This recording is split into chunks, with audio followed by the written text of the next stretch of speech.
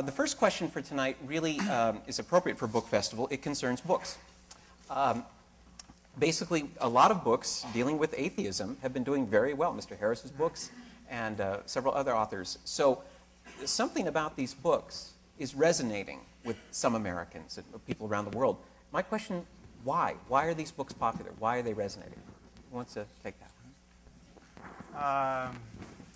Am I on? Am I mic'd? Okay. Well, I think they're resonating for two reasons. I really can only judge on the basis of my motive for writing them, but writing the two books that I wrote. Clearly, 9/11 did something to our discourse. The liabilities of having people be certain of paradise became exquisitely obvious to many of us. And then the Bush administration and the fact that we have a president who begins every day on his knees in prayer and has Bible study, I think has made many people uncomfortable. So that, I think, is certainly motivates a lot of readers, but I think it's easy to draw the wrong message from the fact that there are multiple so-called new atheist bestsellers, because between me and Dawkins and Hitchens and Dennett, I think we've sold something like 3 million books. But of course, many people have bought all the books, so there's not 3 million readers there. There's maybe 1 million readers, and someone like Rick Warren sells 1 million books a month, and that's just one pastor. So it's still a very small segment of the book buying population, and as we all know, not so many people buy certainly hardcover books. So, Rabbi, what do you think? Well, there's no doubt that what is the Islamic threat essentially is which I'm sure we'll talk about more, but which I would say is of a particular brand of Islam, which is right now a virulent strain, is something that has indicted all religion in some people's eyes, and I would say also that science and the place of science, which is at the heart of, in particular, Dawkins and Dennett's book, is part of what people debate about and I think don't understand very well. What do you think they don't get? They don't get that science is powerful, but it's narrow. And the idea that science explains human life is an idea that I think is promoted only by people who are under the misimpression that the place of science in human life is a scientific question, when in fact it's a philosophical or religious question. And you can't explain the place of science in human life in scientific terms, just like you can't explain what an idea is in scientific terms. It's intangible and philosophical and religious. And I think that a lot of people are, or at least a number of people who are educated scientifically but not philosophically or theologically, think that now that science is as powerful and as potent as it is, there's no place for religion, or it has in some sense disproved religion. What do you think of that, Mr. Yeah, that's a very good place to start. Well, I think the one thing to notice is that the dialogue between science and religion has gone this way. It has been one of relentless and one-directional erosion of religious authority. I would challenge anyone here to think of a question upon which we once had a scientific answer, however inadequate, but for which now the best answer is a religious one. Now you can think of an uncountable number of questions that run the other way, where we once had a religious answer, and now the authority of religion has been battered and nullified by science and by moral progress and secular progress generally. And I think that's not an accident. And the one area where religion still seems to hold its ground is now under assault by science, and it's very good that it is under assault by science. And this is the whole issue of morality and human happiness and what constitutes the good life. These are, and let me just tell you why I think this is a scientific question. Even the place of science is ultimately a scientific question. Because surely there are objective facts to be learned about the basis of human happiness. The moment you recognize that morality and spirituality and and value is a matter of happiness and suffering, and moving suffering in the direction of happiness, then you realize that if there are objective facts to know about human happiness, and surely there are, facts about the way that genes and ideas and uses of attention and economic systems, social structures, all of these conspire to make us happy or miserable. And again, it's true that scientific discourse is just in the beginning of addressing these issues. But it's not too soon to say that love is better than hate in terms of ethics. And we are studying these things at the level of the brain. Eventually we will understand the brain basis of love and hate and the kinds of mechanisms, both cultural and personal, that ramify these states of mind. And there will be right and wrong answers. And we'll find, for instance, that honor killing is a bad strategy if you want to raise compassionate men. We know that already, but at some point we will know this biochemically. What do you think of that? Well, first of all, I can think of a couple of examples, although I don't think that that's crucial. But, for example, Marxism, which was the scientific study of societies and was thought of as a science. Nobody thinks that's science. Nobody thinks it is now. You said an answer now that people once thought was scientific but no longer do. That's a good example. Oh, no, but let me just clarify my question. But a religious answer to life is much better now than this poor science that was Marxism, or for that matter, I would say, than the not very good science that was Freudianism. But go ahead. Well, I agree on both counts. It's just that the point to make is that the antidote to bad science or failed science or scientific incompleteness is good science and more science. It's not religion. By the way, I want to preempt that answer for religion. That's exactly the answer to bad religion or poor religion or failed religion is more religion, instead of saying that religion ought to be banished because, for example, people think mistakenly that good religion is flying planes into buildings. But I also think that the way that you set it up at the beginning is not the way that it used to be or that it has to be. That is, science and religion weren't classically in opposition, except in certain specific instances. And even those instances are much more complicated than we suspect. You know, Galileo and the Pope Urban, were friends. And there is a friendship issue as well as a lot of political issues that were involved in Galileo's eventual recantation. It wasn't just there was faith over here and there was Galileo over there, when in fact there were people in the church who agreed with Galileo. And Newton was a devout Christian, as you may know. And the relation between science and religion wasn't classically just oppositional. It was sometimes oppositional, but more often synergistic. And people believed that they coexisted, as they should. But you can't answer the question of what's a good life scientifically. You can't. Why not? I can say what will make you feel a certain way. But whether that's good, let me give you an example. You talked about happiness. There are some people who've lived very unhappy lives that religiously you would evaluate as very good lives. I mean, Rabbi Akiva at the end of his life was not happy. Right? I mean, he was martyred. But if you were to bring Rabbi Akiva back to life and say, would you say that the end of your life was good or bad? He would say, I have no doubt, painful but good.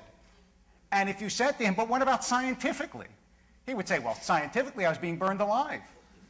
But you can't evaluate my life scientifically. And in fact, I just want to give one little sermonic coda here.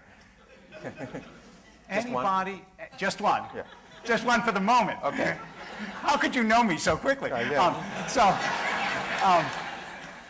Anybody who has children or who believes that they're doing something important in this world, or who works in difficult circumstances to bring water to villages or food to hungry people, would say that the idea that you could scientifically demonstrate a good life is worse than empty. It's a mockery. Okay, well that's good. I see that the term happiness is a little too effete to capture what I'm after here. I'm talking about well-being. I'm talking about all of the factors that we recognize that correspond to the good life. And I'm certainly open to the possibility that we have yet to fully characterize the good life religiously, philosophically, and certainly scientifically. I mean, this is an open conversation. The question is, do you ever have to believe anything on insufficient evidence to explore this terrain, to become truly... and what is sufficient evidence? Well, it's the kind of evidence everyone in this room demands on any subject other than religion. I mean, there are nuances here. It takes a lot of work to rise to the standard of scientific evidence, but science is the one language game we are playing where we get really straight and rigorous about what constitutes evidence, where there's a process of peer review, where you have a lot of smart people trying to prove you wrong, and where you actually win points by proving yourself wrong. I mean, this is not what religions are up to. Religions are not falsifiable in this way. And I think you used a phrase that I thought was very useful to frame this. You talked about what used to be and what must be, I think was your phrase. And I think we should reflect on what used to be, because our religions come to us out of a tradition, in many cases, of human sacrifice. I mean, a human sacrifice was virtually a cultural universal.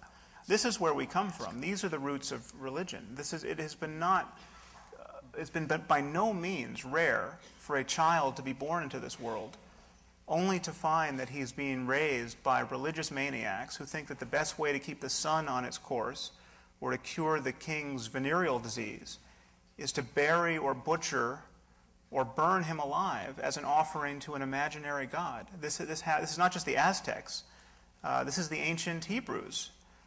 Human sacrifice is in the Hebrew Bible, at times condemned, at times tacitly supported, at times demanded, and then, as you know in the story of Abraham, the demand is recanted.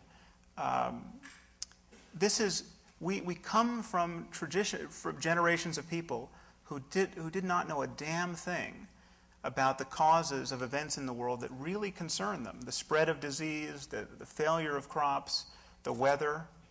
And so religious discourse has changed. We're not sacrificing people happily now, but it has changed by virtue of progress from the outside. I mean, just certain modes of operation are no longer tenable. When you can get a weather report on the evening news, you no longer have to sacrifice a child in a vain attempt to control the weather. So, yeah, I did have a question. I want to go back to what you said at the very beginning, that religion is the one thing that we believe on insufficient evidence. And I want to ask you, and I'm only asking this a little bit tongue-in-cheek, but on what evidence do you believe that life is worth living? Well, I just think that's a misconstrual of how we talk about beliefs. I mean, this is something I get in another form quite often. I wrote this book entitled The End of Faith, and people attack me essentially with the line, but you need faith to get out of bed in the morning. You know, our lives are built on faith. That's not the kind of faith I'm attacking. I'm talking about... Oh, but you said explicitly that religion is the only thing that we believe things on insufficient evidence. Well, so I'm asking you if you believe that life is good or worthwhile on the basis of scientific evidence. Because if you don't, then I would amend your statement to religion and everything else that is of central value in our lives, we believe on evidence that is not susceptible to scientific proof. That I'll go with. No, I think you're equivocating on the meaning of the word believe. But I don't believe that life is worth living. That's not what gets me through my day. I am operating as though life is worth living because I am seeking various states of happiness. I'm avoiding suffering. I'm moved by compassion. I have these states in me which presuppose the reasonableness of not killing myself at the end of the day. Which is not so different, by the way, from a religious person who would say, religion is not belief in a proposition. It's an orientation towards life. I live in the presence of God. That's how I feel.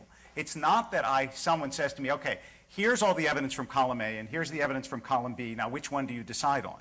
That's not how you decide whether you believe or not in God. Belief in this sense is not a great word. I believe it the same way you believe that life is worth living. And you would never say, as long as somebody can prove to me that I don't believe life is worth living scientifically, I may as well give up. So it's a disconnect. It's like saying, you know, I don't know, it's a category mistake. It's like saying of, you know, that wall, how jealous is it? It doesn't make any sense. Yeah, no, you don't evaluate a religious belief scientifically. I think I need to share a comment that he wrote in The End of Faith. Okay. And I'd be curious to have you expand upon it, where you wrote, "There is clearly a sacred dimension to our existence, and coming to terms with it could well be the highest purpose of human life." Sounds very spiritual to me. Yeah, I part company with many atheists in that I'm interested in spiritual experience. I think there is, while I wish we had a better word for it, I think because that word we have to recognize carries a lot of metaphysical baggage, there is such a thing as profoundly transformative, meaningful experience that can be very hard won. I mean, you might have to go into a cave for a month or a year to have certain experiences. And so the contemplative literature is something that I read and I take seriously. The problem is it is all so riddled with religious superstition and dogmatism that you really do have to be a selective consumer of this literature. And every religious person takes his peak experiences as confirmation of the metaphysics in which he is seeking those experiences. So the Muslim thinks that this is his feelings of rapture during prayer. He thinks this confirms the fact that Muhammad was really in his cave talking to the Archangel Gabriel and that the Quran is the perfect word of God. And I mean, your claim that religion is not a matter of believing propositions is just manifestly false when you're talking about what billions of people I didn't say religion, believe. I said belief in God. Well, belief in God. I mean, it entails belief in certain propositions, but belief in God isn't a propositional belief the way I believe that this, you know, table is hard. Well, for you, a belief in the divine origin of certain books figures rather centrally to Christianity, Judaism, and Islam. Yes. This entails a variety of claims which are on their face at odds with science. The belief that Jesus was born of a virgin may be a cherished claim for most Christians. It is also a claim about biology. I mean, this is why you can't keep religion and science apart. Their truth claims cannot be disentangled, which is what you want to do. I don't want to spend my night defending the virgin birth, but it's now I have my story. Yeah. Right. Yeah, exactly. It would be. But it refreshing actually if you is not a tried. claim about biology. What it is a claim about is the idea that natural laws, which themselves, by the way, are an article of faith. I mean, we know since Hume. No, that's a very slippery and dangerous yes, slope. but it's true. I mean, you can. They are. You can't say. And this. I didn't start this. Hume did, and he was a good atheist. You'll notice nobody says this in an airplane at 30,000 feet. Having said that, yeah, well, it is. I didn't say that it's not an article of firm faith, but it's still an article of faith. That those laws can never be suspended seems to me on the face of it a claim that's unprovable, and there's no reason why a Christian can't say that the laws of biology have been suspended once in history or will be suspended sometime in the future.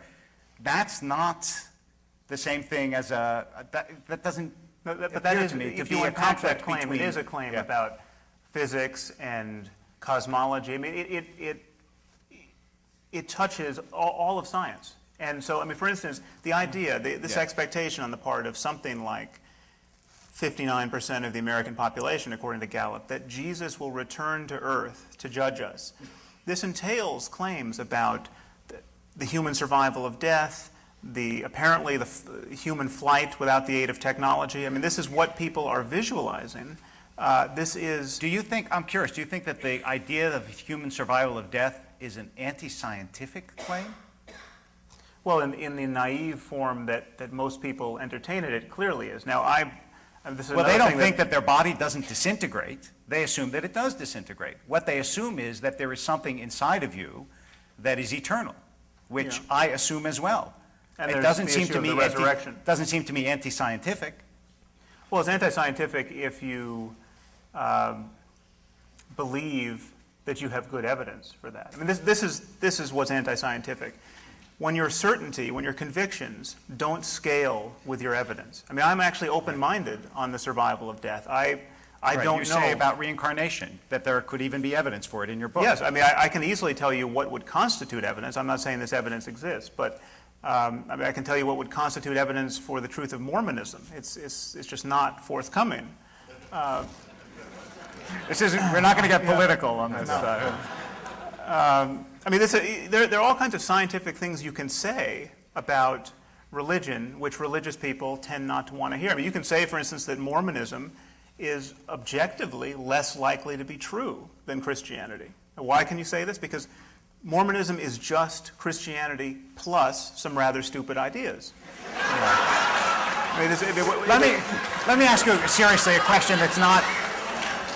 This question is actually not a gotcha at all. I really do wonder whether you believe that it is possible, since you say something about the viability of intuition in your book. I wonder if you think that it's possible for people to know things, or, if you don't want to use know, to believe true things and feel like they have evidence for true things that is not accessible through reason.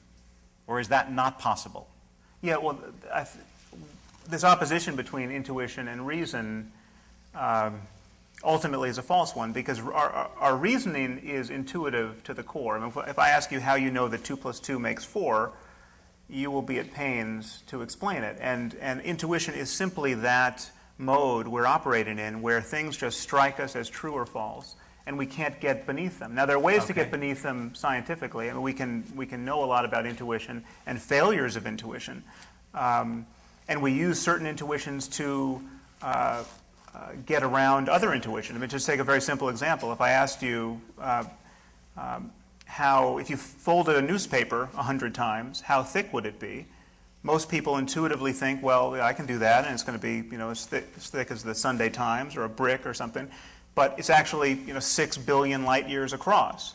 Now, how we get there from with just the intuitions of arithmetic. I mean, you explain the process of exponentiation to somebody, how to fold a piece of paper 100 times is to essentially multiply its thickness by 2 raised to the power of 100, and then you see that the numbers get very big. Now, this is reasoning. This is you don't get much more rigorous than arithmetic in terms of reasoning, but it is intuitive to the core. The fact that any of this is intelligible is a matter of intuition. So yes, there are ethical intuitions.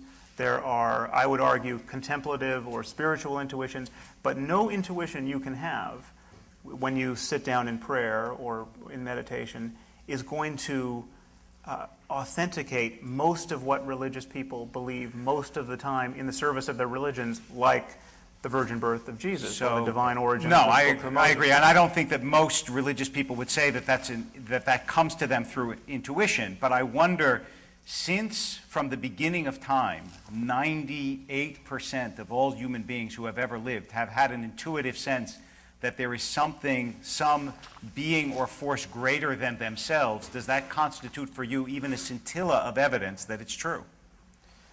No. Okay. Okay. So just asking. Just asking.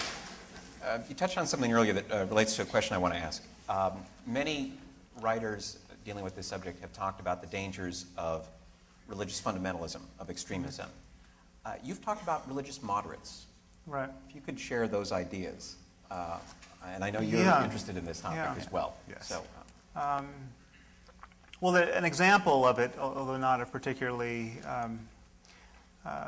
egregious one, emerged in this conversation. I mean, the fact that you would say belief in God is not a matter of believing propositions. That is the kind of utterance one hears from religious moderates. I don't know how you would describe yourself, but you're not. I'm a fanatic. You're not a fanatic. No. Not about this, though. About other. The problem with saying that is that it effectively covers for. I mean, what you're arguing. Right. This is what religion should be, essentially, and yet it becomes a kind of descriptive claim. This is what religion is, and so we can slip into a mode of not acknowledging just how much mad work and how much needless human suffering is being perpetuated because of explicit propositions So the that moderates people make believe. it acceptable, and you don't really realize how bad things are. Well, one, moderates want faith itself to be respected at all costs. And they want the basic project of raising children to be Jews or Muslims or Christians to be respected. And in that context, it is often very difficult to honestly evaluate just how much needless human suffering is being produced on a daily basis by religion and religious belief. So I understand what you're saying, that you, and I've read that you indict moderates because we give cover, in a way, for religious fanaticism. I would say two things, and I suspect the second will be the basis of another conversation here. The first is that it is, let's say, I don't know that I like the word moderates, but it is healthy religion that provides the only hope for sick religion to be well. I don't think that there is any chance that the preaching of irreligion will in fact persuade those who are fanatic to change their ways, but I think those who know how to speak the same language have some chance of doing that. The second point that I would make is that when you talk about the needless suffering that religion has caused, I think that it's time maybe to address the historical record, because I think that religion's record is nothing less than exemplary compared to irreligion. And so I would say that if you're going to try in this world to make a decent world, that historically speaking, although I won't speak for the future, you are much better off training people to believe that they are not the most powerful, most knowledgeable, most decisively able to come to conclusions about the world creation, but that in fact a certain amount of humility, both about what they know and what they do, is appropriate, and that humility But how, Rabbi, how do you have tolerance? Comes from. But how do you have tolerance and faith coexist? Well, it has throughout history. Oh, sure it has. Absolutely. I mean, even today, let's take the most intolerant. You know, I find this really interesting. People, the other night, we had somebody who was, at the very least, I would say, as extraordinarily, she is I think she would probably call herself a reformed Muslim, no longer a Muslim. She grew up in Muslim society, is extremely harsh on Islam. So I said to her, what about Indonesia, which is the largest Muslim country? And she said, you know, we're very afraid of Indonesia being radicalized. And I thought to myself, if you're very afraid of Indonesia being radicalized, what does that mean about the largest Muslim country? That it has not yet been radicalized, or that there was a time before it was radicalized. And the idea that if somebody is the member of a certain faith, such as Christianity, which introduced the idea of toleration to the Western world, that therefore they can't be tolerant, is clearly contradicted by much of history. And it seems to me that if you want to find intolerance, you look for atheistic regimes. Would you rather live in North Korea or South Korea? Okay. South Korea is Christian. Don't North answer Korea is that communist. Yeah. Well, you cited many examples in your book. Yeah. Well, the thing is, this is a trick, and this is one of the reasons why It's not a trick. I'm not a fan of the term atheism. I mean, atheism is a term totally without content. It's like being a non-astrologer. You know? I mean, we don't have a word for someone who's not an astrologer. And if astrologers suddenly became ascendant in our society, we wouldn't need to invent non-astrology as a discipline. We could talk about reason and science and evidence and common sense and bullshit and put astrologers in their place. And so it could be with religion. And so this notion that Stalin and Hitler and Pol Pot were doing what they did because of atheism, because of non-belief in God. I mean, ask yourself, is too much skeptical inquiry really what's wrong with North Korea? I mean, the North Koreans are a cargo cult armed with nuclear weapons right now.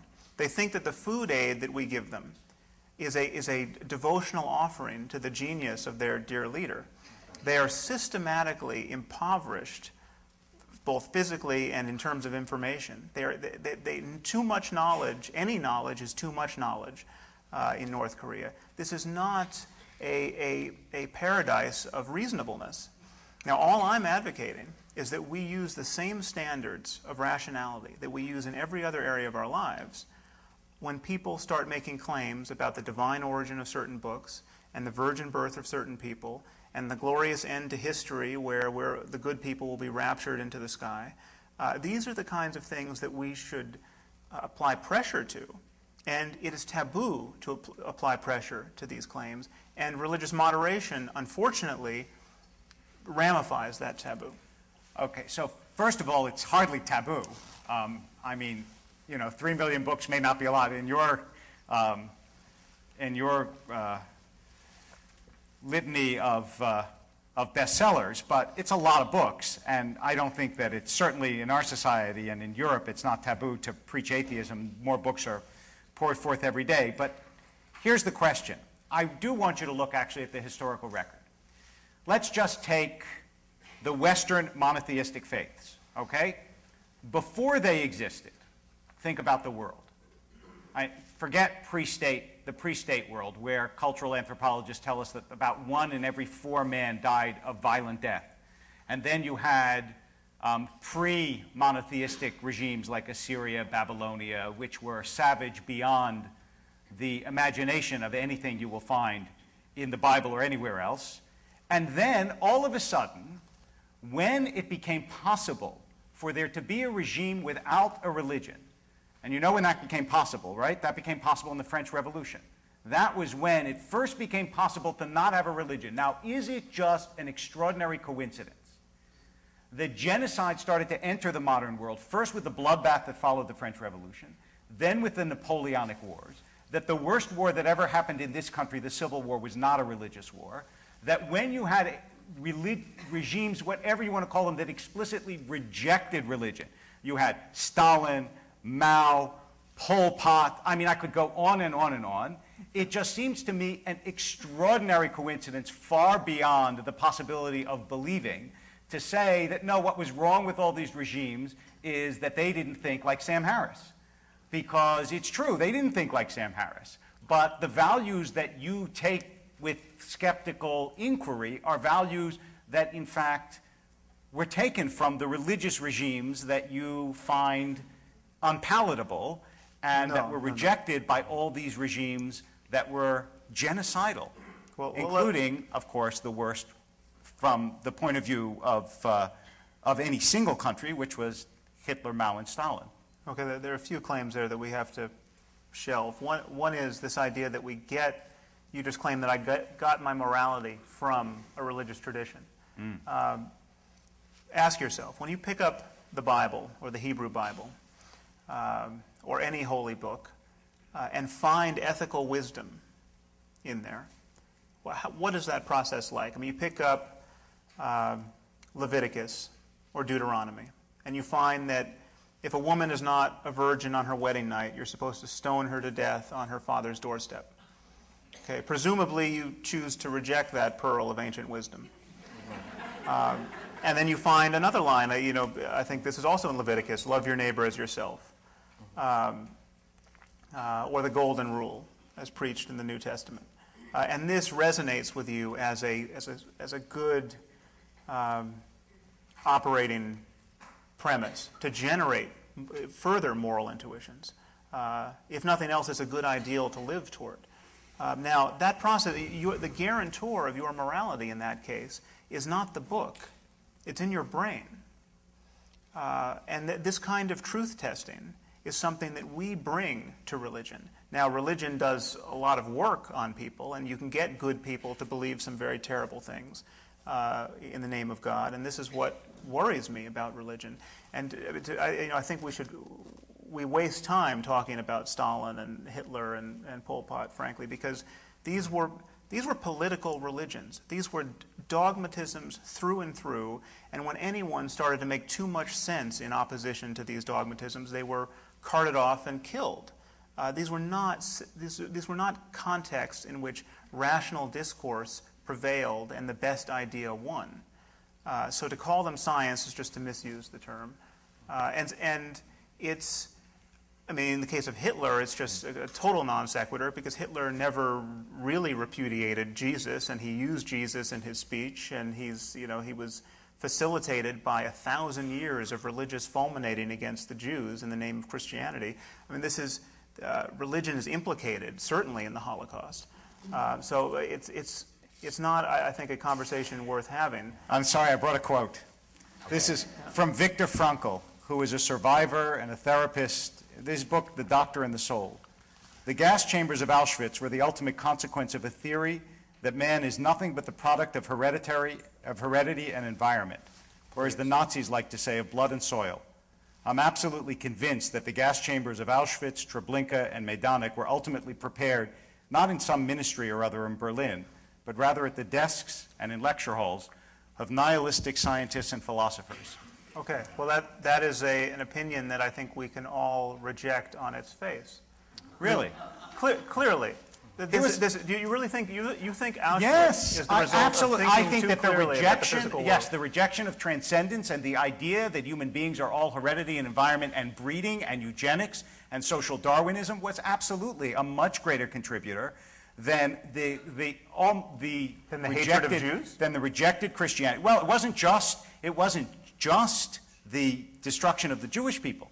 It was, don't forget, World War II, right? This was much wider than the hatred of one people. But yes, why was it focused on the Jews? In part because the explanation that Hitler gave wasn't theological. The explanation that he gave was racial. Had it been theological, I would say yes, theological. But strikingly, but weren't the all roots theological? The history of anti-Semitism. There was a long history of anti-Semitism, but why did it never explode into genocide in a Christian government? It was, first of all, the history of the Jews in Europe is a history punctuated by rather ceaselessly by pogroms and murder that was explicitly religious. I mean, you have something like host desecration. Yes. I don't know if you know about this phenomenon that I came across while researching my first book. The communion host is thought to be, once blessed, is thought to actually physically be the body of Jesus. And therefore, if it's mistreated, this is, you can literally, in torturing a cracker, you are torturing the body of Jesus. There are accounts of whole villages purged of Jews who were accused of having mistreated crackers. So the question is, does the belief in the transubstantiation, which is a belief that I would have thought could be rather harmless, have anything to do with the idea that someone can mistreat a cracker and that you should kill him for it? Yes, it does have something to do. It's impossible to believe in the torture of crackers unless you think transubstantiation is a fact. But what it's not impossible to believe in is the torture of one group by another. And that is, as you know, virtually universal in human history. And it's given immense energy by religious hatred. The question arises, in what sort of regime are you likely to be able to get a society a la America where that is minimized? And it seems to me quite clear that if you look through history, although the depredations of religion, we could spend all night talking about the terrible things that have happened in the name of religion. But that would have much more power if you took essentially good people and made them rotten, as opposed to taking people who are predisposed to both good and evil actions and given them distinct identities one from the other. Nation states, religions, neighborhoods, so on.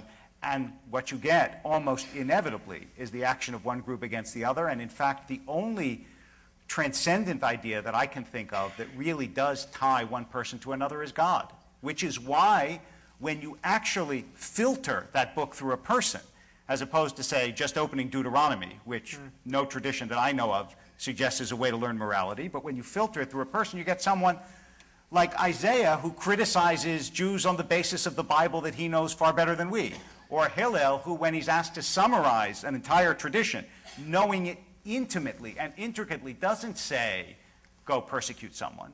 He says, what's hateful to you, don't do to someone else. Because even though you can cherry-pick lines that are both funny and destructive, the truth is that every tradition is not made just of propositions. It's something that's lived and is bred in you, and if it works well, produces magnificent human beings. Yeah, and the problem is there are many gods and books on offer. Yes. And they make incompatible claims about Yes. how we should live in this world. That's Again, Some. the hope, I mean, you're proffering a hope for humanity, which is the right religion most of the time. I don't know how this is going to interact well with the spread of destructive technology. I don't know how we're going to get to a future where Muslims believing in martyrdom and Christians believing in the rapture will be a good recipe for good neighbors. I think that is a kind of a reductio ad absurdum of this more religion argument. Again, I reject the analogy to the most repressive totalitarianisms of the 21st century.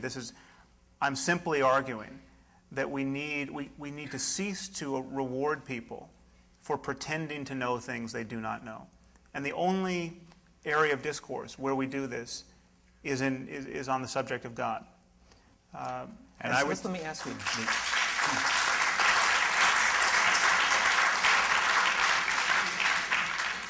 On the issue of uncertainty, I'm curious how you two reacted to news this year. This is the year the world learned that Mother Teresa, Calcutta, suffered her own crisis of faith. And she wrote some letters which were published. And in one of the letters she wrote the following: I am told God loves me, and yet the reality of darkness and coldness and emptiness is so great that nothing touches my soul. Mother Teresa. Yeah. Were you surprised? What did you think of that? Well, there was a certain gratification that spread in the atheist community. Ill-concealed. Yeah. I mean, the one thing I would say about that is that the other thing that Mother Teresa's letters articulate is the process she went through of confessing her doubts to her superiors. And at one point it was recommended that she view all of this as a sign that she was sharing Jesus' suffering on the cross. Now, this is kind of a brilliant moment of hermetically sealing a worldview. And so when I wrote about this, I said, ask yourself, when even the doubts of experts are used to confirm a doctrine, how could it possibly be disproved? And this is you see this all the time in religion. You do. And this is precisely what you don't see in science. That's right. But that's not a bad thing. First of all, ask yourself this. Even despite her doubts, if Mother Teresa weren't a devout Christian, do you think that she would have spent her life among the lepers of Calcutta? Many secular people do just that sort of thing. I mean, seriously percentages in terms of the kind of self-sacrificing work that she did. The truth is that it is not only is it far higher in terms of religious people, but I'll tell you something else in which Mother Teresa is an anomaly. Are you aware of the fact that overwhelmingly in study after study, and I can show you a notebook full of them, that religious people are psychologically happier, have better family lives, feel less lowered anxiety, on and on. I mean, I can give you a whole list of things in all the studies. And that also, it seems to me, makes some argument, because everything in the world that human beings need in order to survive and to thrive exists in the world. Other people, food, sleep, God. Those things that the human soul craves and needs are real. And you have two choices. It could be that we were tossed up by an accident of ancient chemistry, in which case it's remarkable to think that this product of evolution by blind forces could really understand the world around us. I mean, why in the world should science work if your brain is purely a product of evolution? Right? There's no reason why you should understand the world or be able to understand the world. Or it is possible that you're not just a product of blind forces. And neither, despite the darkness that she felt in her soul at times, was Mother Teresa. Which is precisely why we not only can understand the world, but we can understand more than the world, because our origin is of the world and also not of the world. And the reason that our minds can do something more than just operate on instinct is because we operate all the time with things that are not physical, right? Ideas, words. I can say something and change the physiology of your brain. Now, how is that? Unless there's something more to your brain than physiology. Okay. So Now, This is I've kind of let you run on there for a while because and awfully Christian of you there. Yeah.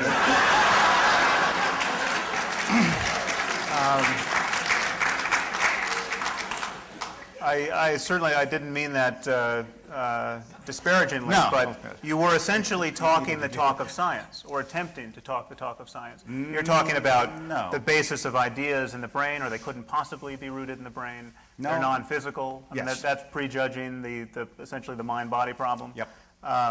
You're talking about the improbability of all of this emerging out of the early chemistry of the Earth. I mean, don't we need an intelligent designer of some kind to do that? These are scientific claims.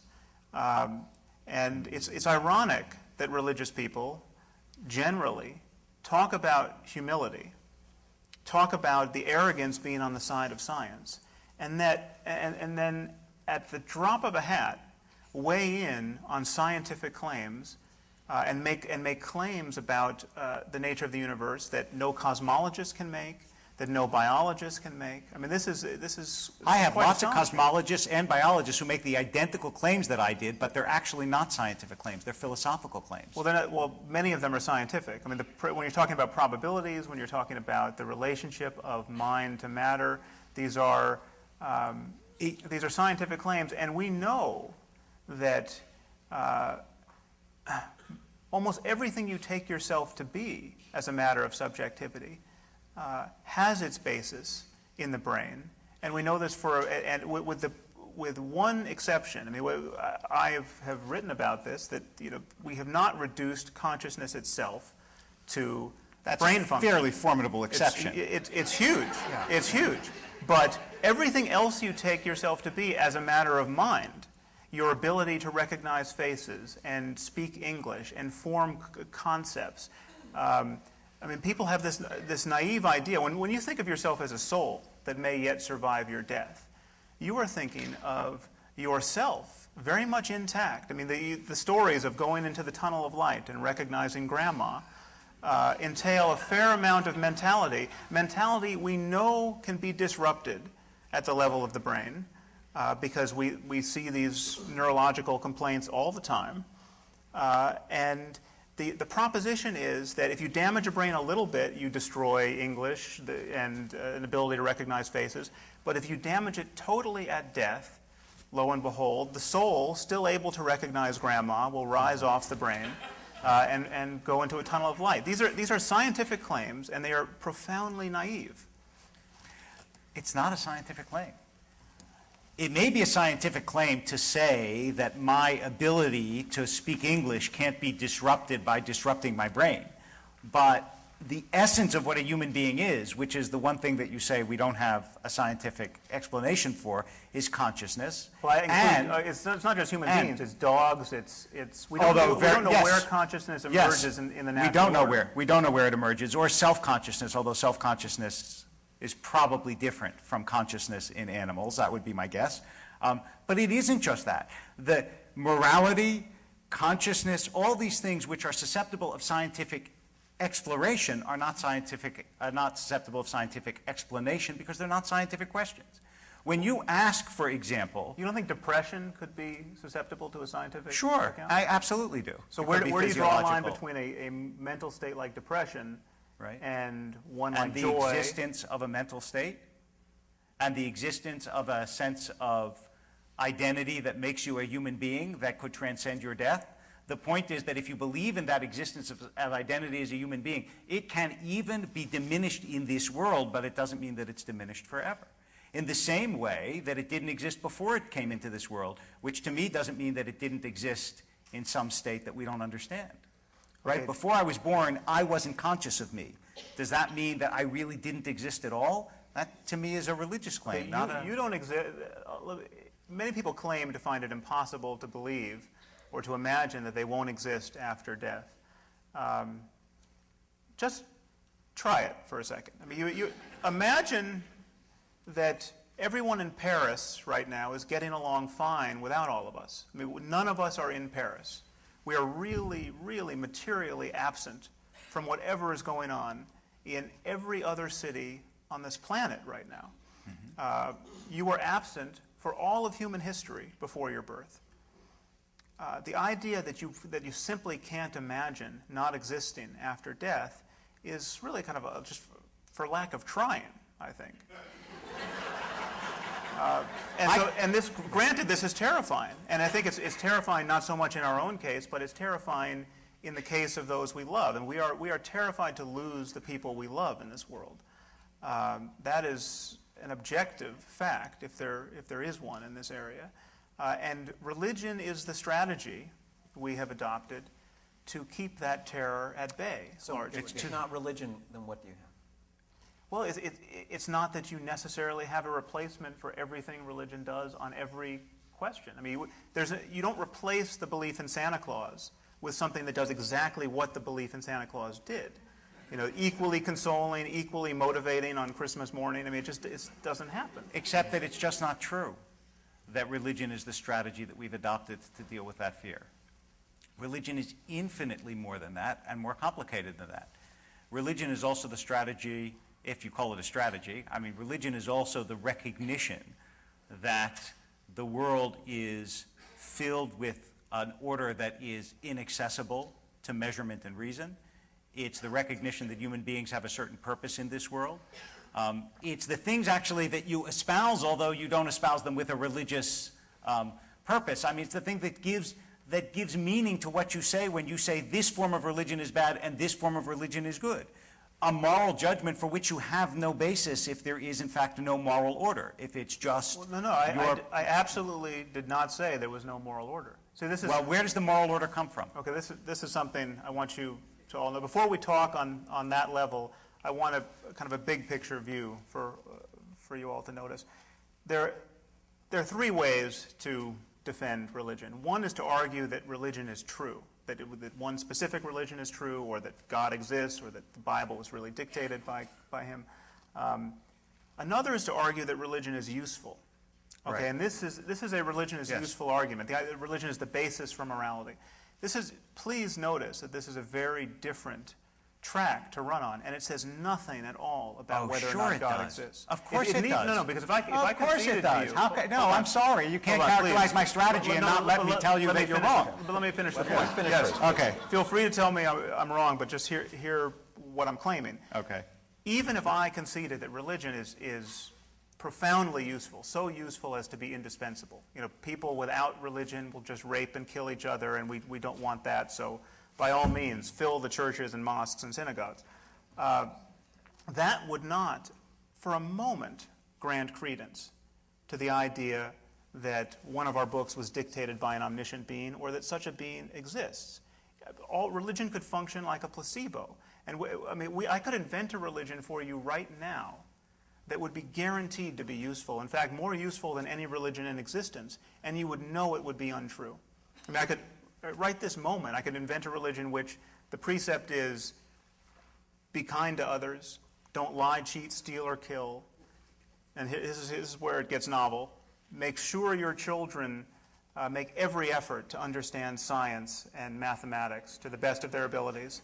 And if you don't By the way, you could take that right out of Maimonides. He said that. Okay, and if you don't do that, you'll be tortured for eternity after death by a 17-headed demon named Dexter.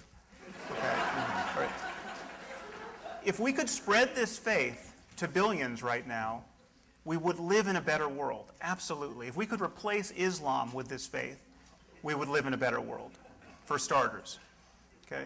But that wouldn't lend the slightest credence to the idea that such a demon exists or that torture after death. Can I tell you now why I disagree? Okay. So you're going to argue that it would lend credence? You're about to hear what I'm going to argue. Okay. If you live in a world in which the laws of that world fit with the natural world, then it suggests that in fact you are living the way you are supposed to live, the way that the world intends you to live. If there is, I'm not saying this is a proof, but that it's a support, no doubt. If there is a God who ordains a certain morality and you live that morality and in fact it creates a good society and a happy life and all those things, then of course it lends credence to the idea that the world is designed a certain way by a designer who wants a certain thing. And when you say, well, I'm going to take all those moral principles and separate them from God and watch, if you do those and you learn science, you're going to live a good life, all I would say is, absolutely it does. That's exactly what religion has been saying, and the reason it has been saying that is because religion is based on the notion that there is this invisible order which human beings can participate in, that is ordained by something that is transcendent, and all those things combine to provide the religious person not with proof, because you don't ask for the same kind of proof that you do in science, but with conviction that that's true. It's not a question of convenience. It's not a question of convenience. Do you ask for the same? If I say Sam Harris's prose is straightforward, do you say, oh, it's very convenient that you don't have to prove that scientifically? No, you say correctly, the judgment of straightforward prose, even though it may be universally shared, is not something that's susceptible of scientific proof. It's just the way it is. Or if I say Saul Bell is a wonderful writer, and you say to me, put that in a test tube, put that in a test tube, or I won't believe it. Yes. But no scientist, the existence of God is not a scientific claim. No scientist and no atheist has ever argued that every claim is scientific or needs to be subjected to that kind of proof. This is really a matter of common sense, and yet religious discourse. Yes, I couldn't agree with you more. It is a matter of common sense. And yet it's violated all the time when you say to me, why isn't there any proof for God? And the answer is, it's not a scientific claim. That's exactly, I mean, for the last, I don't know, 45 minutes, that's what I've been trying to say. This is the liability of the discourse of religious moderation, because this is not how most people, most of the time, practice their religion. What people actually believe is that one, they're rewarded after death in certain circumstances. They will be rewarded. There's a difference between an eternity of happiness and an eternity of suffering. And it really matters what name you call God and what you believe and the precise kinds of practices you engage. And in the case of Islam, it matters if you die in the right circumstances, and nothing's more auspicious than dying a martyr. So I'm happy to make common cause with you to say this kind of religion is bad religion. Okay, but when you extrapolate that to all religion is bad and we should have the end of faith, what you're doing is you're doing the equivalent of saying, because there is junk science, let's throw out all the PhDs. No, it's a false analogy. I'm objecting to the very thing you are typifying in this conversation. You are saying that religion is not a matter of making those claims to knowledge. Religion. No, I said God isn't. God, the belief in God. Okay, those two are not identical. Religion is a path to God. Because religion is a path to God. What are you calling God? What am I calling God? Where is God? God is the intangible creator of the universe, in whose presence a human being can live, and according to whose dictates or will a human being can live in this world. But what is your evidence for the existence of God right now? I don't have evidence because it's not a scientific claim. Okay, but unless you want to say, oh, well, I shouldn't say it that way. I don't have proof because it's not a scientific claim. If you want a supporting idea, I would say my understanding of other human beings and my experience of other human beings, which leads me to believe that there's something more than material. My understanding of the design of the world, which leads me to believe that we're here not by accident. My appreciation of the fact that human beings, even though we are made of stuff, have consciousness, which leads philosophers like Galen Strawson to assume that even rudimentary material has consciousness, because he can't explain how consciousness arises. My experience of religious human beings and the way they live, and the fact that they live in harmony, to my perception, with an invisible order that gives them a life of a certain sanctity and holiness. This is a general claim. Religious human beings generally live in harmony with... No, I said my experience of certain human beings. I mean, I can keep going if you want me to keep going. Well, no, I think you've put enough on the table. Okay, but none of those are scientific evidence. Many of those claims trespass upon the territory of science overtly. I mean, the claim about... your understanding other human beings being suggestive of a divine artificer. Is that a scientific claim? Absolutely. Extraordinary. Is your understanding of mathematics also suggestive of a divine artificer? No, it has to do with my experience. Your ability to learn language? Do you understand? It has to do with my experience of you. When I'm looking at you right now, Right. you may assume that what I see is a material, but that's not what I see. And it's not what I believe. And I think that I there's understand something- it's not what you believe, There's but something in you that is more than you believe. I really think so. This is Now, if you want to make that a scientific claim, you can. But I'm telling you, it's a metaphysical claim, and to confuse the two is a mistake. Okay, you can add any metaphysics you want.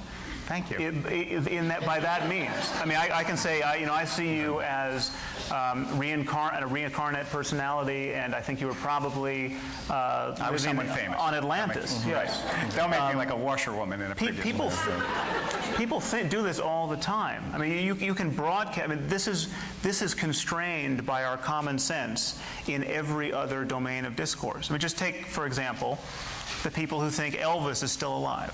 Okay, what's wrong with this claim? I mean, why is this claim not vitiating our academic departments and corporations?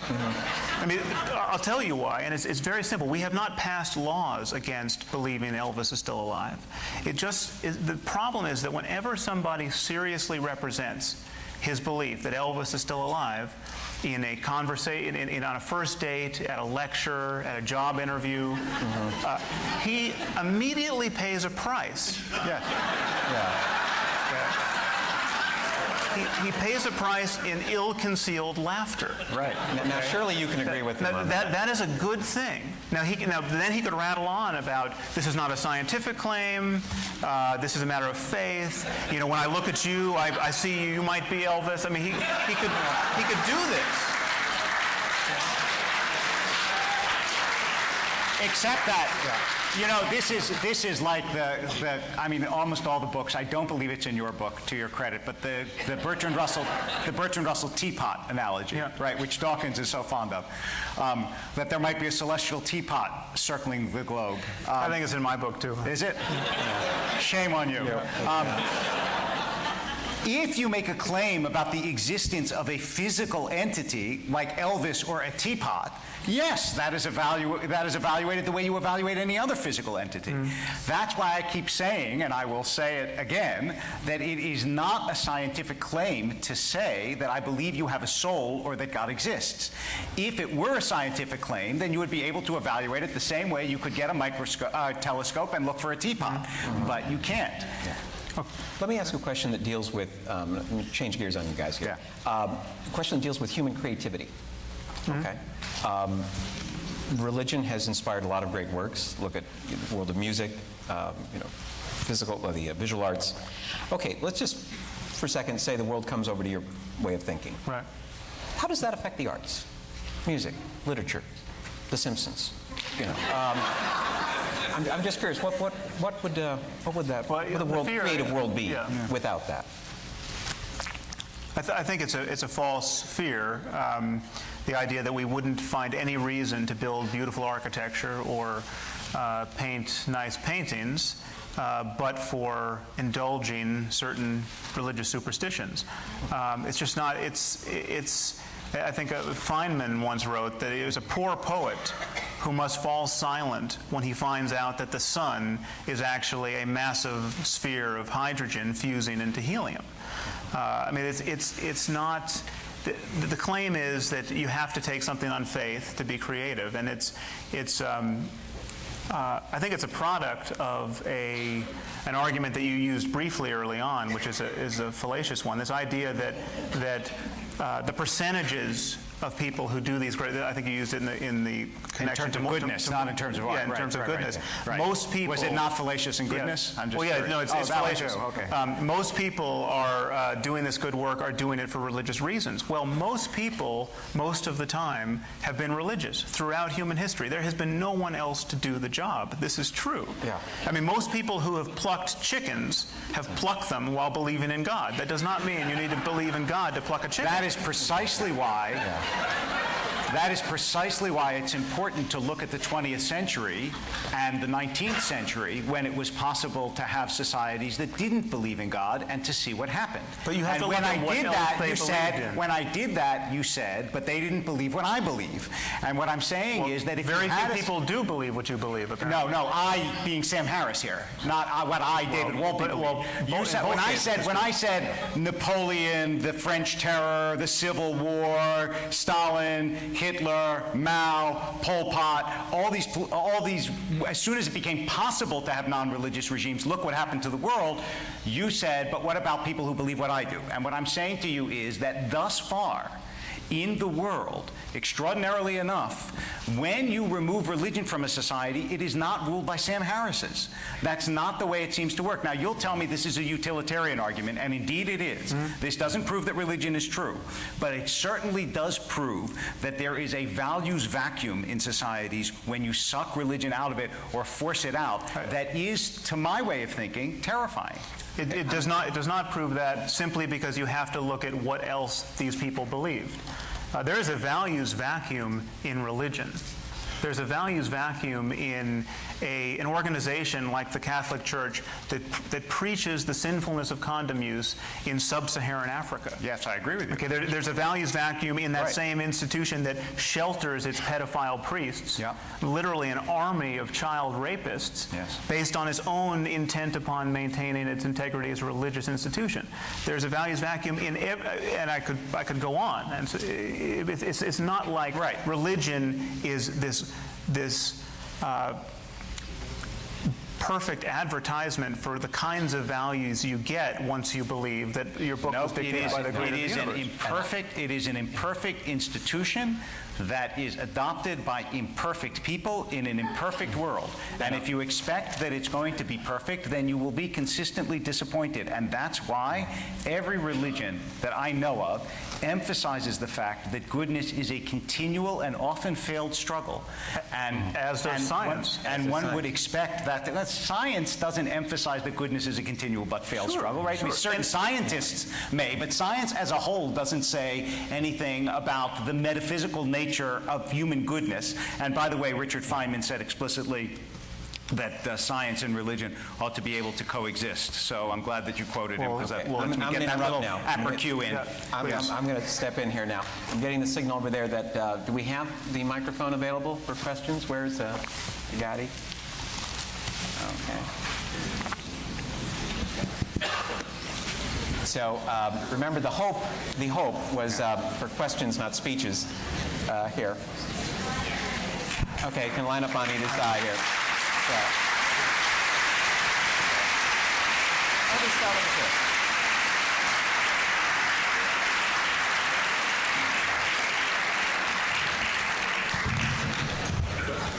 here. You ready to speak? Okay, then. Do we have someone on this side who has a question? Yes, please.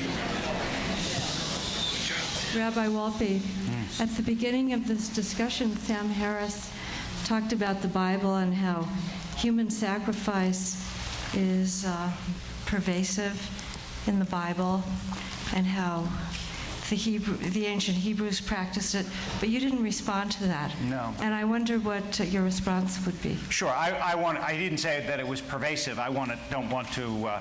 The answer is that human sacrifice was pervasive around the civilization of the Bible. And in fact, Gehenna, which is the Hebrew word for hell, is based on the fact that in the valley outside Jerusalem, that's where the pagan peoples around the Israelites did sacrifice children, which gives you some sense of the meaning of sacrificing children in Hebrew tradition. Yiftach was the only one who actually sacrificed a child and is condemned by it all through Jewish literature. Abraham, the point of the Abraham story, according to many commentators, which I take to be, is precisely to say that although the gods of the world up to that time do demand human sacrifice, God doesn't, which is why, as the psychologist Eric Wellish says, the key phrase in that story is, don't raise your hand against the boy or do anything to him. right? That's what the angel says to Abraham when Abraham raises the knife. And that's the key message. So to say that either the Hebrew people, the Israelite people, or the Bible advocates human sacrifice, and I'm not putting that in your mouth, but to suggest that is it's just a travesty of the Bible. Well, I'd add a few codas there. The picture is not quite that rosy. First of all, the Abraham story does not end with any resolute condemnation of human sacrifice. There are a few lines where God condemns human sacrifice in Deuteronomy and elsewhere. There are a few lines, there are a few moments where he tacitly rewards it in the sacrifice of Jephthah's daughter. You might know that story. That's what I just mentioned. Okay. Right. There's a place where God claims to have gotten the pagans to have, this is in Ezekiel, he's got the pagans to practice human sacrifice so as to further defile them. And we might question the morality of God on that. You might, but that does suggest clearly that in the mind of Ezekiel, human sacrifice is a terrible thing. Yes? It's by no means as clear as you would want to be. It is the most terrible thing. It's a needless horror imposed upon by ignorant people on ignorant people. And in other words, that sacrifice which they did not practice and condemn is a mindless horror by ignorant people on ignorant people. First of all, they practice it. They got the substitution of animals. Right. The best God could think of was to substitute animals for this blood sacrifice. So, I mean, how many people in this room think animal sacrifice is somehow really as good as it gets? I'm just curious, how many of you eat meat? Just raise your hand.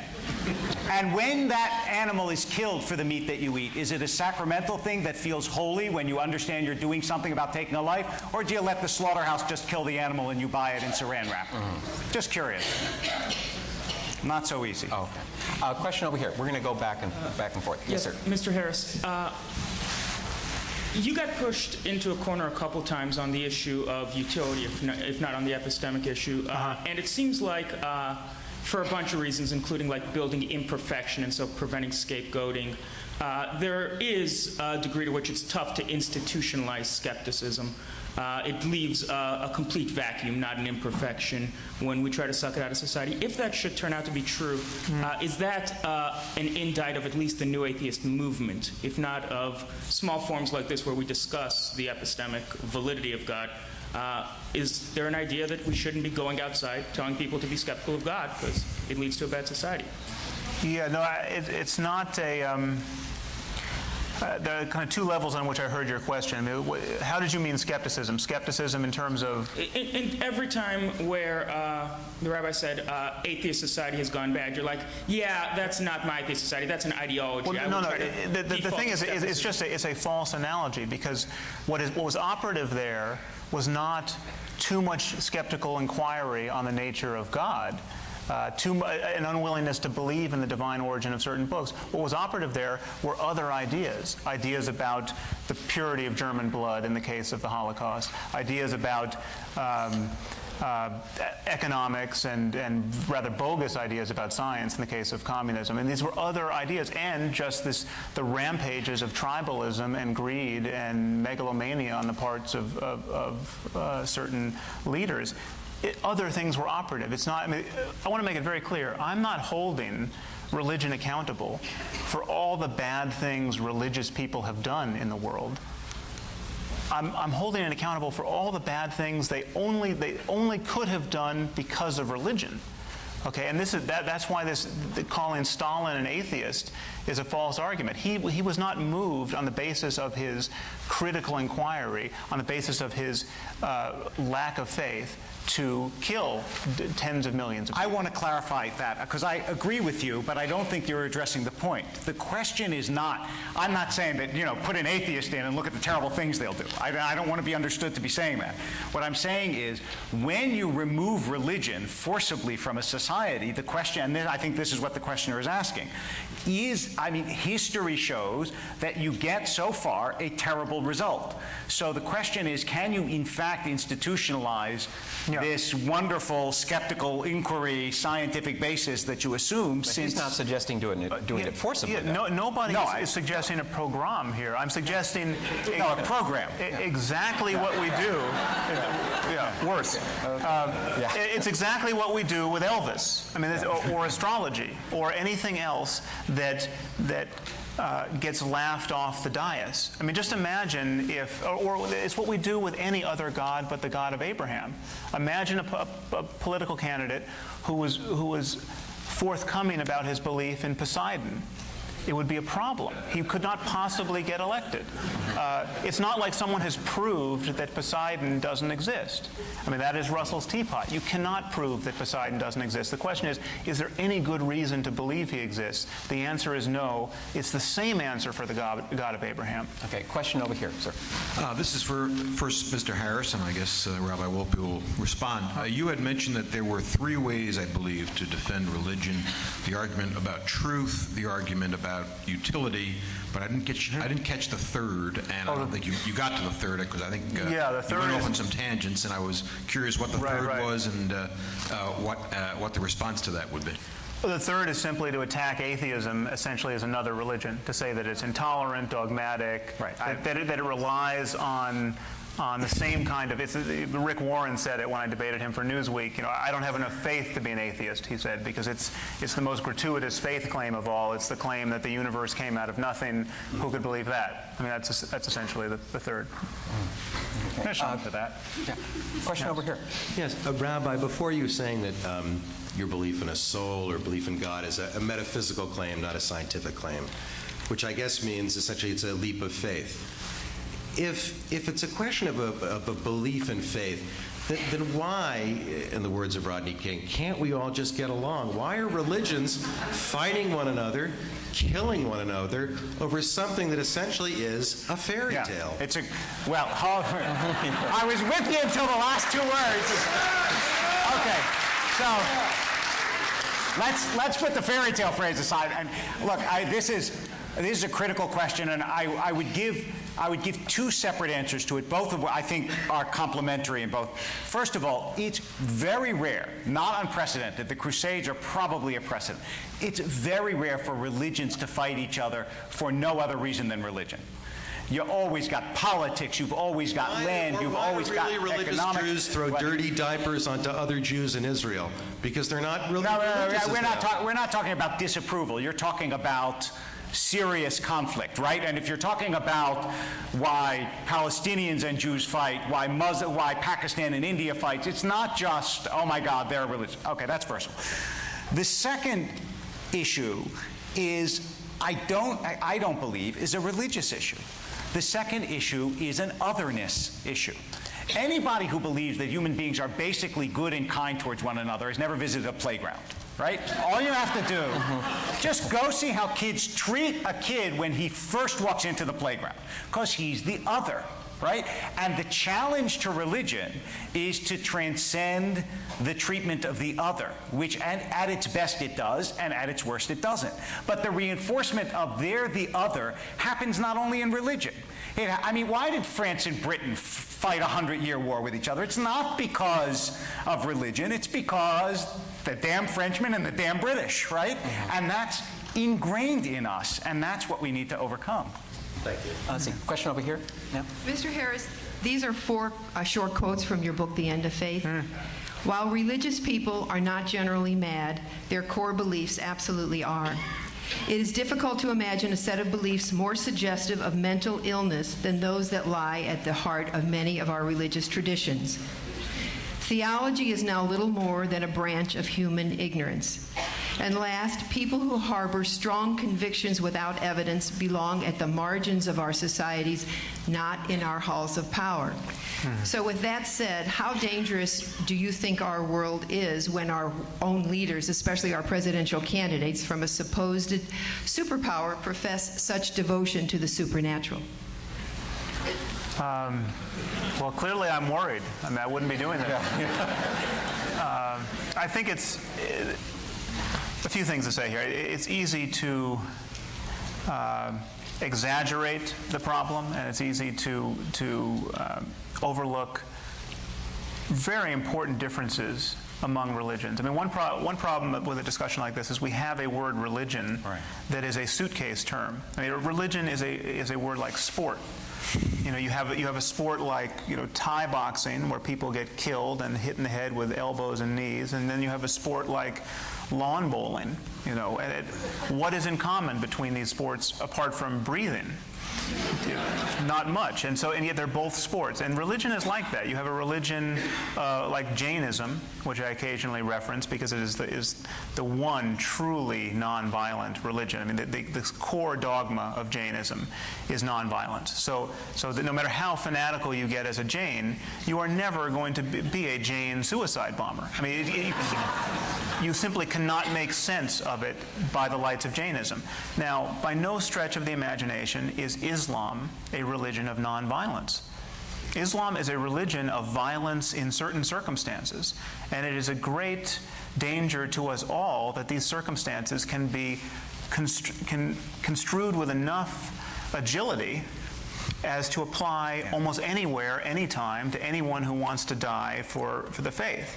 Now, I'm not saying all Muslims view their religion this way, but there are very few tools within Islam by which to say, oh, Osama bin Laden has completely misconstrued the faith. He has not completely misconstrued the faith. So between Islam and Jainism, you know, we have a range of convictions and behaviors born of them. And the style of discourse that you're using to talk about, again, what religion should be, not what it is, I would argue, just obfuscates this terrain. We have people really killing and dying based on propositions that they are granting credence to, and these beliefs are thriving in a context in which they are immune to criticism. And we are collaborating in that process by not criticizing them publicly, incessantly, relentlessly until we break this spell. I see. And now another question over here.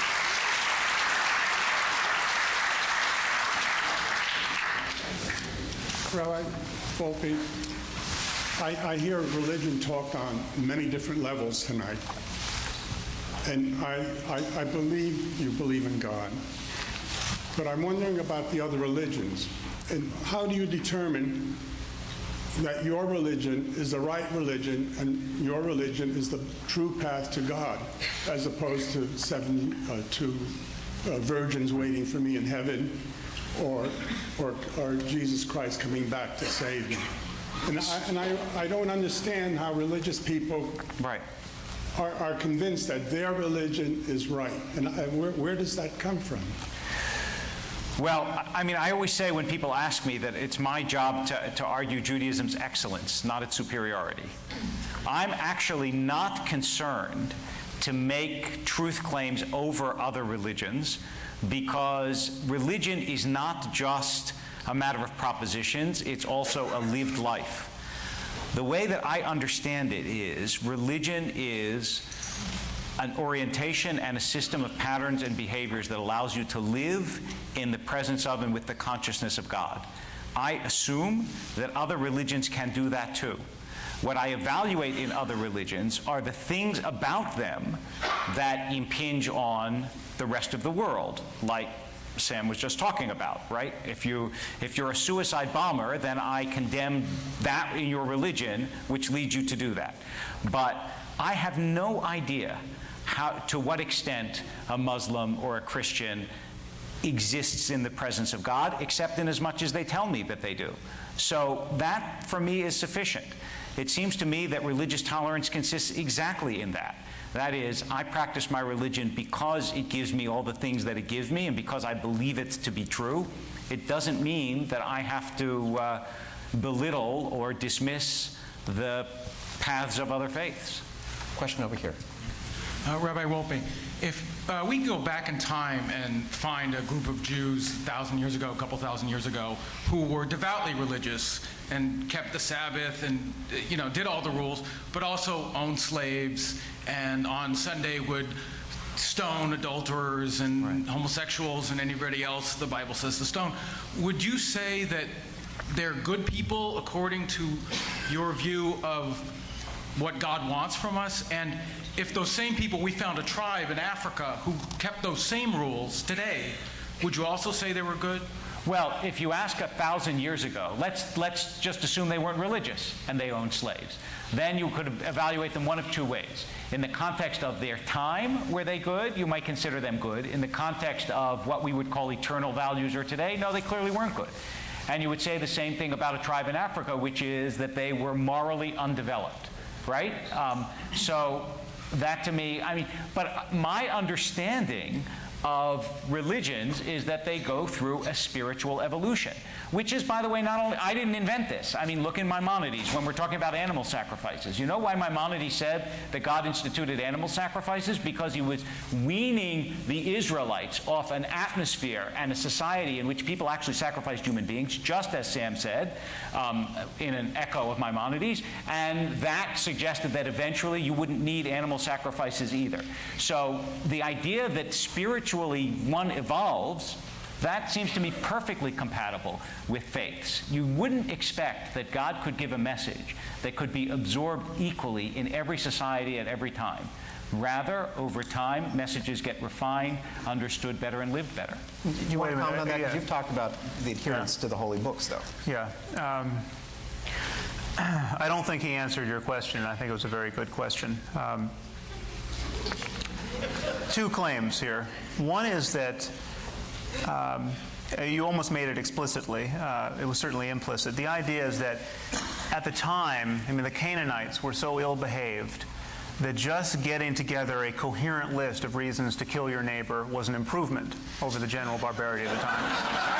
And that essentially this is what... Wow, that was implicit in what I said? That's remarkable. Yeah. No, the idea that these people are so much more suggestive than I realized. I got to tell you, it didn't cross my mind, but go ahead. Feel free to amend your statement. No problem. You just did. Or in fact to make it again so that it'll be understood. This is often claimed, the idea that the Bible is just the best that was possible for that community in that period in history. You know, the 5th century BC was an age of such barbarism that Leviticus is really kind of it's like the U.S. Constitution, a brilliant document. It is not a brilliant document. It is an appalling guide to morality. And just think of how good a book would be if it were authored by the creator of the universe. I mean, there's not a single sentence in any book of the Bible that could not have been written by somebody living in the Iron Age. This is a problem for claiming that this is the best book we have. And so the problem is, if you're living by Leviticus and Deuteronomy, you should be a good Jew for all time. Now, why are you not a good Jew for stoning your neighbor for working on the Sabbath today? You are not, because we have different standards of morality and reasonableness. And we happily we do, and those came from outside of religion. No, it's true. They were all religious people dealing with the strains of science. Well, no, exactly. Well, what I would say is that that's only if you see any document as a static document. But if you understand, I mean, look, the rabbis, for example, and I didn't understand this to be your question, but I'm happy to answer it. The rabbis said about stoning a rebellious child, the rabbis, who, believe me, their morality was not shaped by the Constitution, right? Their morality was shaped by the Bible, which is the world in which they lived. They said, this never was and never will be. Now, why did they say that? Because their sense that God doesn't want a child to be stoned, that is, their judgment of the Bible arose from the Bible itself. Their judgment of morality is something that was steeped in those books and in that text and in the community that interprets that text. And to see it only as this is a sentence that the Bible says and therefore I judge the book as to be illegitimate neglects the fact that every religious text is a text that gets interpreted through a community. That's what makes a religious text. You actually think the book would not be improved if we just change that line about stoning your children to death for talking back to you? I would say that it wouldn't be more. The moral vision of the Bible would not be upgraded just a notch. No, well, not the moral vision of the community that emerges from the Bible and struggled with the Bible wouldn't be. And if you ask me, I mean, although you're not asking me, I don't think that the Bible is a verbal record of the revelation of God to human beings. I think that it's a human product of God's self-revelation. So I expect there to be in that book lots of things that emerge from that society. That's exactly what you would expect. Wouldn't you be on firmer ground if it were just unambiguously the most brilliant treatise on morality and still just stood the test of time even today? I mean, just repudiated slavery? I mean, you and I could improve the Bible in 5 minutes. Not if the Bible was written thousands of years ago. No. No, but that would suggest it's divine authorship. No, because you have to have the idea is, can you create a book which an interpretive community for thousands of years would find nourishment and meaning in? And I know that you think that's easy, but I suspect it's more difficult than you think. Well, the bar is set just a little bit higher than they managed in Leviticus. We'll see how long the end of faith lasts. Okay. I don't know. Question over here. This question is for both of us and actually touches a little bit on what was just said. I'm wondering, although you were talking earlier about healthy and unhealthy religions, and in that context, I'm assuming you were by meaning fanaticism, and in more context, Islamic fanaticism. Not just, but primarily. Primarily and specifically. And although there are very few Jews today who are still stoning their children to death, there are still Islamic. There are Jews who there are still Muslims who are killing people, killing infidels. And I'm just wondering what allows us, and this has to do with more of the moderate religions, what allows us to even consider Reform Judaism or lesser forms of Christianity or Judaism together? Why do we not consider these completely different religions? What allows us different religions? Why are we why are they not separated? Why are they still completely different from Islam, or completely different from other forms of Judaism? Other forms of Judaism. If there are still people today, I'm sorry, this isn't very well produced. No, that's okay. I just wanted to be clear. For Jews, it's a slightly different question than for Christians, because Judaism is a nation as well as a religion. So it's not purely a function of belief, it's also a function of community. For a Christian, you might, I mean, look, for a long time, Protestants and Catholics essentially felt that they belonged to different religions, despite the fact that we would see them as the same. I don't know exactly what the breaking point is, but I suspect that it's less doctrinal than it is organic. That is, at a certain point, like the Karaites, they just sort of stepped outside of what was the mainstream of Judaism and then disappeared. Whether that will happen to Reform, Conservative, or Orthodox Judaism, time will tell. But I don't know. We have a question over here. Yeah. Rabbi Wolpe, you pointed out that people with religious faith have been found to be happier, more content. Isn't it possible that that's just because they have found an answer? They've found answers to the most anxiety-producing questions that humans have about where we come from and where we're going after we die. Whether or not those answers are true, yes, they it's entirely feel possible. Yep. They have been relieved of that anxiety and are therefore happier. And I'd like Mr. Harris's comment on that too, please. Well, I should have added this when you brought it up. That literature is a mess, and there are obvious confounds in many of those studies. For instance, religion is very good at building community, and we know that having lots of friends and loved ones around is very important for people's sense of well-being, and the variable of community has not been teased out in many of those studies.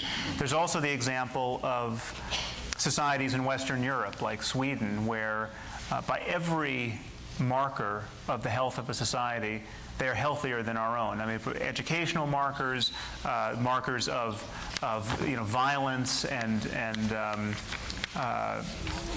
theft. I mean, they had not. I shouldn't have said every mark. Or there's. I heard alcohol coming from the audience. Okay. But the thing to notice is that even in the most atheistic society on the planet, which is Sweden, the level of generosity. I mean, really like kind of the Christian virtue of generosity, both within the society and to the developing world, is much higher than it is in our culture. So it's not that this can be read both ways, and much research is yet to be done on the actual effect of religion on the society. I have a lot more to say about it, but I know that there are questions waiting. So it's been a long night. Let's just take a few more questions, and I think we may call it an evening. Yes, sir. Rabbi, in your introduction, there was a comment about when you were a teenager, you shifted your perspective to a more spiritual path, and I'm curious, what was that shift? And I asked the same question to Mr. Harris. When you were growing up, was there any kind of religious background, and did you have a turning point in your life where you made a more scientific approach to philosophy? Oh, this is a slightly long story, so I'm going to very much abbreviate. It was a long process for me. It wasn't a single experience, and a lot of it had to do with my understanding that religion wasn't the crutch for weak people that I automatically assumed it was when I was an adolescent, and that in fact it reflected often a profounder understanding of life. And I would say there's almost an ironic flippancy and defensiveness about being a teenager that makes it more difficult to understand what I would call the deeper levels of living. Mm-hmm. And was there a turning point for you, sir? There was no turning point in terms of I had an interest in religion from a very early age and in religious experience, but I never was religious. I never was brought up in a religious tradition to which I'm now reacting. But the moment I really started thinking about the liabilities of religious belief came after 9/11. I mean, that was... Oh, you, and then that's it. Yes, sir. It's particularly for Mr. Harris. There have been many scientists who've been religious people, and many religious people who've also been scientific. Why can't the two coexist? For example, one thing I've always remembered that I studied in college, Blaise Pascal had his famous wager. Right. Since you can't prove the existence of God nor disprove the existence of God, I'm better off acting in my life as if it's true that God exists. Right. And I was wondering if you could comment on those. Yeah,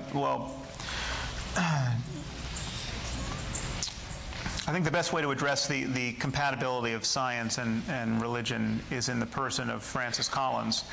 I don't know if you know him. He ran the Human Genome Project for the U.S. He's a medical geneticist, obviously a scientist with a great career in science, and he's also an evangelical Christian.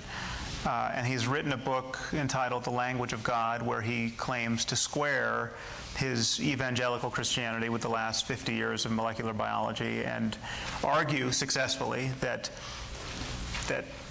God exists. We know this based on scientific principles, and Jesus is his son. Now, I can't say that he's not a scientist, but what I can say is that the place in his book where he tells you when his doubts were truly removed, his conversion experience,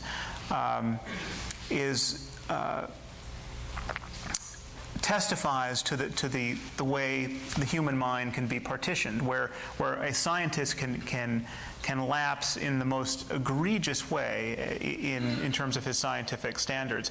And because the passage goes like this: I was hiking in the Cascade Mountains and came upon a beautiful frozen waterfall, and my doubts were removed, and I fell to my knees in the dewy grass and surrendered myself to Christ.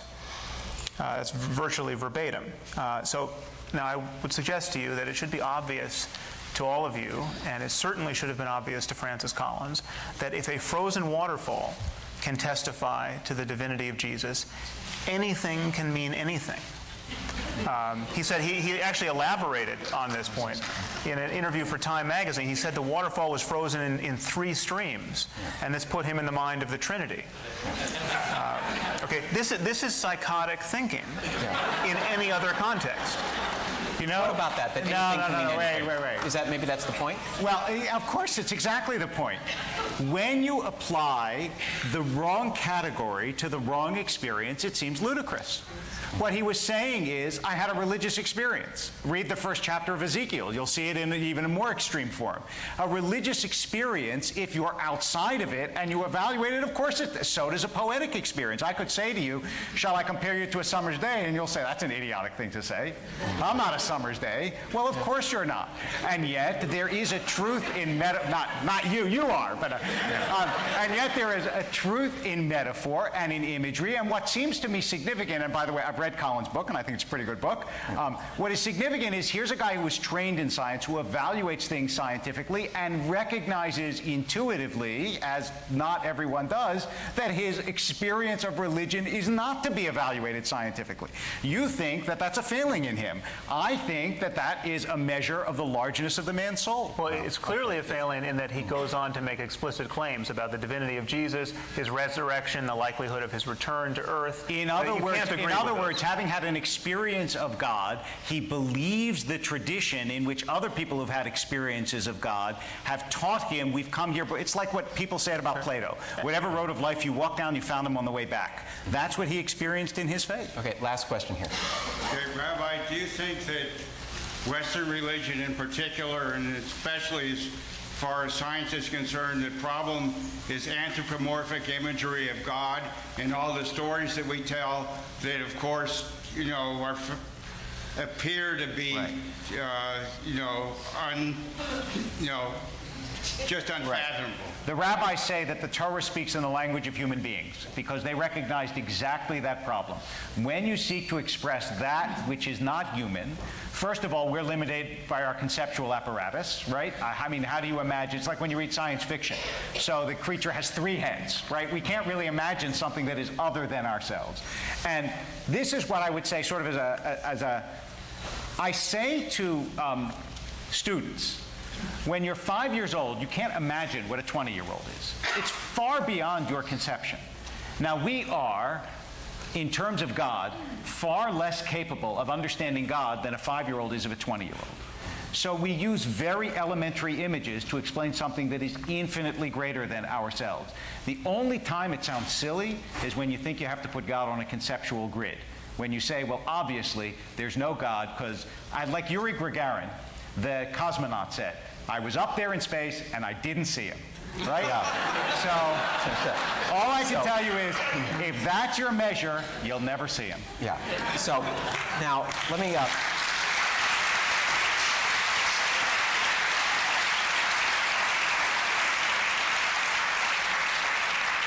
If I were in my newsroom at the LA Times, they would say that I busted deadline. But we've had a lot of fun here tonight. Guys, I'll ask you to make any just final remarks in just a second. First, a few thanks.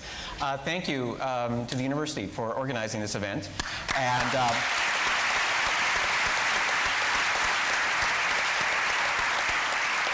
thank you for those who asked questions, and you're a very polite and wonderful audience. And thank you for inviting me to the picnic. I really appreciate that.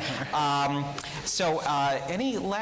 don't forget, folks, books are out there in the lobby. Any last thoughts, gentlemen, you want to share? Oh, I go first? I will just a continuation of what I said, which is that the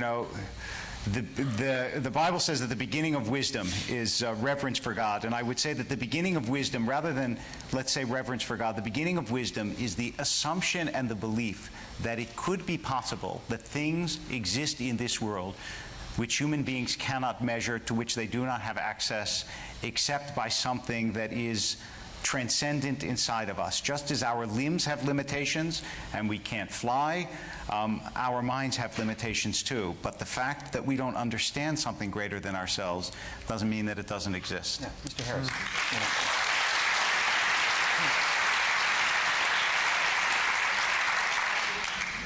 Any closing thoughts? Yeah. Well, I would say that the place to put our faith is in human conversation.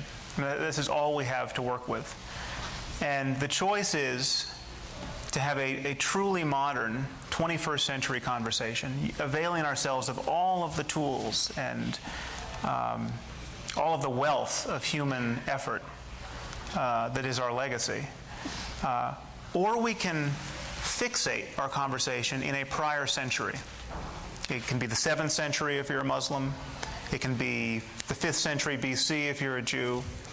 And we can privilege a conversation that was had then among people who could barely see the wisdom of swapping out their child for a goat in a sacrifice.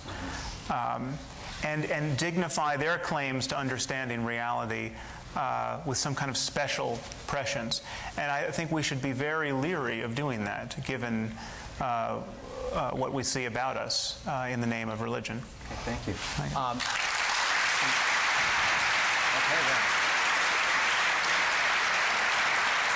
I just want to say, under the authority invested in me as moderator, I'm going to give the last word of the night to that great philosopher, student of the human condition, Henny Youngman. And Henny Youngman, I just ran across this quote the other day. He had the following to say about atheism. He said, "I once wanted to become an atheist. I give up the idea. They have no holidays." Let's thank our panelists. Thank you very much. Thank you. Yeah, thank you.